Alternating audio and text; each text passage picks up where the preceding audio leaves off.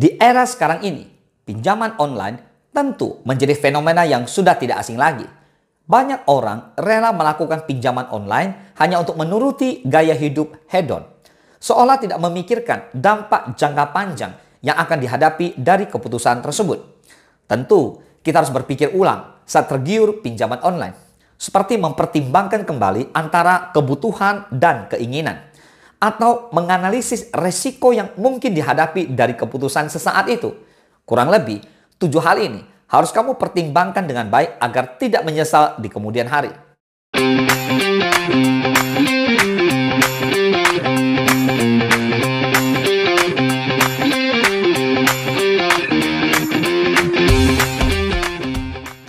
Yang pertama, suku bunga dan biaya tambahan.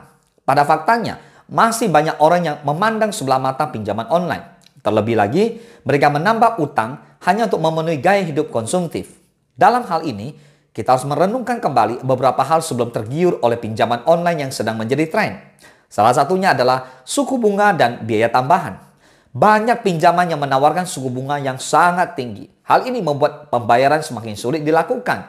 Suku bunga yang tinggi akan menguras seluruh finansial yang tersedia. Yang kedua, menganalisis kembali kebutuhan dan keinginan. Mungkin kamu sudah pernah melihat berbagai iklan pinjaman online. Bahkan memiliki syarat dan ketentuan yang cukup mudah untuk mencairkan dana. Tapi kita juga harus merenungkan beberapa hal sebelum mengambil keputusan tersebut. Termasuk dengan menganalisis kembali antara kebutuhan dan keinginan. Tanyakan pada diri sendiri, apakah pinjaman tersebut untuk kebutuhan mendesak atau hanya untuk keinginan sesaat? Pinjaman sebaiknya diambil hanya jika benar-benar diperlukan, bukan hanya untuk menutupi gengsi dan gaya hidup hedon. Yang ketiga, tujuan dan rencana penggunaan dana. Pinjaman online memang menjadi fenomena yang sedang marak akhir-akhir ini. Tapi di satu sisi, pinjaman online juga tidak terlepas dari sejumlah kemungkinan negatif. Alih-alih memperbaiki keuangan, kita justru merusak keseimbangan finansial yang sudah mulai rapuh. Oleh sebab itu, beberapa hal harus direnungkan sebelum tergiur pinjaman online, terutama mengenai tujuan dan rencana penggunaan dana. Pastikan kamu memiliki rencana yang jelas tentang bagaimana dana tersebut akan digunakan dan bagaimana pinjaman akan dilunasi. Tanpa perencanaan yang matang, pinjaman bisa menjadi beban yang berat di masa depan. Yang keempat, reputasi dan legalitas penyedia pinjaman. Apakah kamu termasuk tipe orang yang tergiur pinjaman online? Salah menganggap ini sebagai fenomena yang sederhana, tanpa menyadari jika pinjaman online ternyata juga memiliki risiko fatal jika tidak dipertimbangkan dengan cermat. Hal ini mengenai reputasi dan legalitas penyedia pinjaman. Pastikan platform pinjaman online terdaftar dan diawasi oleh lembaga resmi. Hindari pinjaman dari platform yang tidak jelas atau tidak terdaftar, karena ini bisa berisiko tinggi terhadap keamanan data pribadi dan finansial. Yang kelima, keamanan data pribadi. Pinjaman online seolah menjadi tren yang bisa dijumpai dengan mudah. Namun demikian, hal ini juga berbanding lurus dengan orang-orang yang merasa dirugikan akan keberadaan pinjaman online, terutama mengenai data pribadi yang tersebar luas ketika waktu pelunasan tiba. Hal tersebut menjadi salah satu sisi negatif yang patut direnungkan. Nah, pastikan bahwa platform yang digunakan memiliki sistem keamanan yang baik untuk melindungi data pribadi.